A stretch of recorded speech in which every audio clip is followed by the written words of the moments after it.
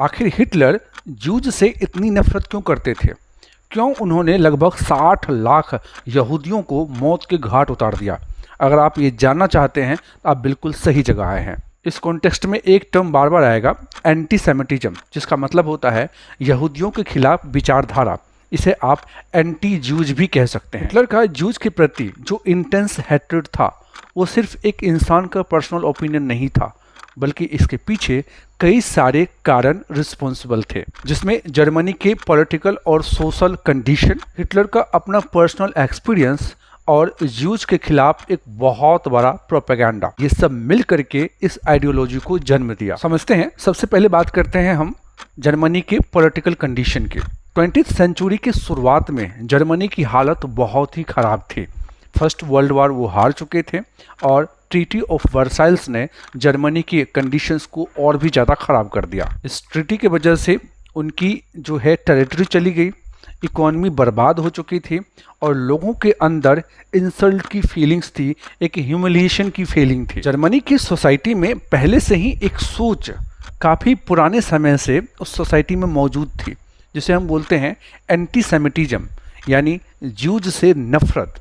और जब first world war Germany हारती है तो उस समय में जो एक्सट्रीमिस्ट भावना थी वो बहुत तेज़ी से ग्रो करने लगे थे और उसी में जो एंटीसेमिटिज्म जो कॉन्सेप्ट था वापस से एक लार्ज स्केल पे समाज में दिखने लगा था। उस वक्त जर्मनी की हालात ऐसी थी कि वहाँ पे जो लोग होते थे वो काफ़ी अमीर होते थे और बाकी जो जर्मन थे वो काफ़ी गरीब होते थे। तो इस केस में जो जर्मन थे वो जूज को रिस्पॉन्सिबल ठहराने लगे कि ये इतना अमीर है और हम लोग गरीब हैं, सारा का सारा जो खजाना है, सारा का सारा जो पैसा हुआ है वो सब के सब जूज इस्तेमाल कर रहे हैं और बाकी लोगों के लिए उन्होंने कुछ छोड़ा ही नहीं। बाकी लोग तो बस बेचारे भूखे नंगे बेरोजगार घूम रहे हैं और इन सब की जिम्मेदार उन्होंने जूज यानी यहूदियों को ठहराया। जर्मन्स को ये लगने लगा कि जर्मनी इसलिए फर्स्ट वर्ल्ड में हारा क्योंकि जो जूज हैं और जो कम्युनिस्ट हैं वो देश के ट्रेटर हैं, वो देश के गद्दार हैं और उसी की वजह से देश को आज झुकना पड़ा। और देखते ही देखते जूज के खिलाफ ये जो आइडियोलॉजी थी जिसे हम एंटीसेमिटिज्म बोलते हैं, ये बहुत तेज़ी से जर्मनी में फैलने लगा। हिटलर का जन्म ऑस्ट्रिया में होता है और वो वियना के फाइन आर्ट एकेडमी में कई बार उन्होंने अप्लाई किया, लेकिन हर बार उसे रिजेक्शन मिला।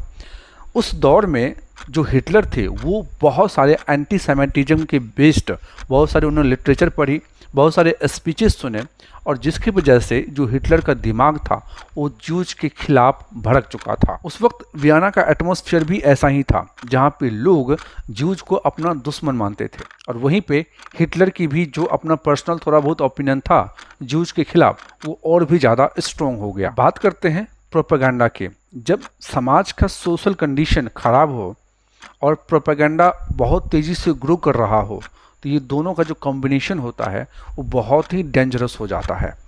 और उस वक्त जर्मनी में कुछ ऐसा ही हुआ क्योंकि जर्मनी के ऑलरेडी जो लोग थे, जो ओरिजिनल जो जर्मन थे, वो ऑलरेडी जूज से बहुत नफरत करते थे और फर्स्ट वर्ल्ड वॉर में हारने के बाद लोग जूज को अपना दुश्मन समझ रहे थे और ये प्रोपेगेंडा बहुत तेज़ी से फैल रहा था। तो जिसके वजह से ये दोनों का जो कॉम्बिनेशन था वो बहुत ही डेडली कॉम्बिनेशन हो गया था। हिटलर ने इस प्रेजुडिस को अपना वीपन बनाया। जब उसने नाजी पार्टी बनाई तो इस प्रोपेगेंडा का उसने बहुत ही बढ़िया तरीके से इस्तेमाल किया। मीडिया, पोस्टर्स, स्पीचेस, सब में जूज को विलन बताया गया और सब में जूज को एक बहुत बड़ा दुश्मन बना के पेश किया गया और सब में ये बताया गया कि इसी जूज की वजह से आज जर्मनी प्रॉस्पर नहीं है और प्योर नहीं है। ये जो प्योर का कॉन्सेप्ट है ये भी अपने आप में अलग है। हिटलर का ये मानना था कि जर्मनी के अंदर सिर्फ प्योर रेशियल जर्मन ही रहे, बाकी लोग नहीं रहे और जूज को वो इम्प्योर समझते थे। इसलिए वो चाहते थे कि जूज जो है वो जर्मनी से भाग जाए या फिर उसे मार दिया जाए। हिटलर सिर्फ जूज से ही नफरत नहीं करते थे बल्कि वो कुछ जर्मन से भी नफरत करते थे। ऐसे जर्मन जो पैदाइशी रूप से विकलांग थे, मानसिक रूप से या फिर फिजिकली रूप से।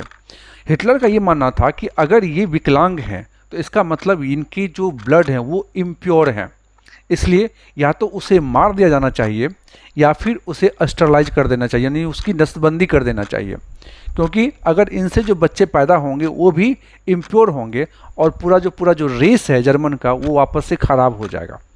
इसलिए इसे मार दो या फिर इसको नसबंदी इसका कर दो। हिटलर इस तरह की मानसिकता से ग्रसित थे। 1935 में एक न्यूरमबर्ग नाम के एक लॉ पास किया गया, जिसके तहत जितने भी जूज थे जो जर्मनी में रह रहे थे उनसे सिटीजनशिप छीन लिया गया और साथ ही जूज को हिदायत दी गई कि आप किसी भी नॉन जू से शादी नहीं कर सकते हो।